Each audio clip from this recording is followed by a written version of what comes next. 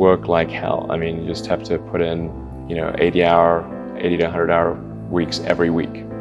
All those things improve the odds of success. If other people are putting in 40-hour work weeks and you're putting in 100-hour work weeks, then even if you're doing the same thing, you know that in 1 year you will achieve what they achieve. You will achieve in 4 months what it takes them a year to achieve. If something really makes sense, or if it's just what everybody else is doing. It's hard to think that way. You can't think that way about everything. It takes a lot of effort, but if you're trying to do something new, it's the best way to think. If you want to make progress in things, I think the best analytical framework for understanding the future is physics. I'd recommend studying the thinking process around physics, like not the equations. I mean, the equations certainly they're helpful, but the way of thinking in physics is it's the best framework for understanding things that are counterintuitive.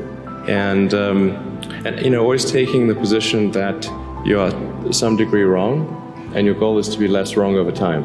One of the biggest mistakes people generally make, and I'm guilty of it too, is wishful thinking.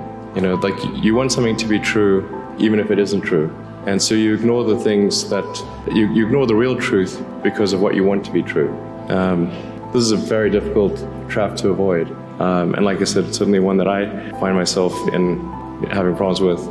But if you just take that approach of you're always to some degree wrong, and your goal is to be less wrong, and solicit critical feedback, particularly from friends. Particularly friends, if somebody loves you, they want the best for you. They don't want to tell you the bad things. So you have to ask them, and say, really, I really do want to know. and then they'll tell you. You don't need college to learn stuff, okay?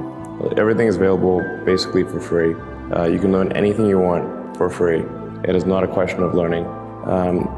There is a value that colleges have, which is like, seeing whether can somebody work hard at something, including a bunch of sort of annoying homework assignments, and still do their homework assignments and kind of soldier through and get it done. That's like the main value of college. And then also, if you probably want to hang around with a bunch of people your own age for a while, instead of going right into the workforce. So I think colleges are basically for fun and to prove you can do your chores, but they're not for learning. I think failure is bad.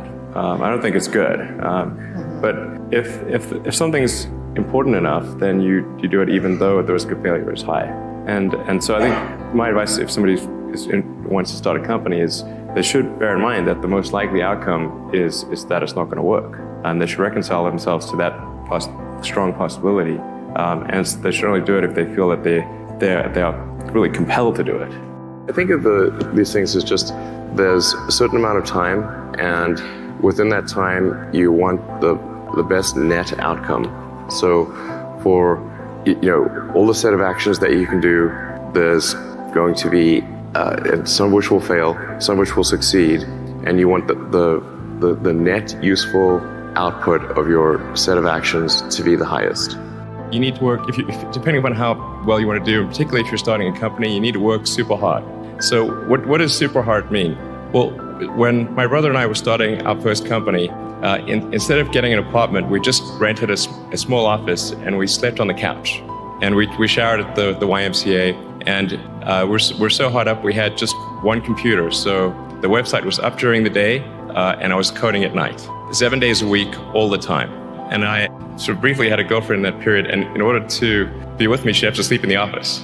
So work hard, every waking hour. That's the thing I would say, particularly if you're starting a company.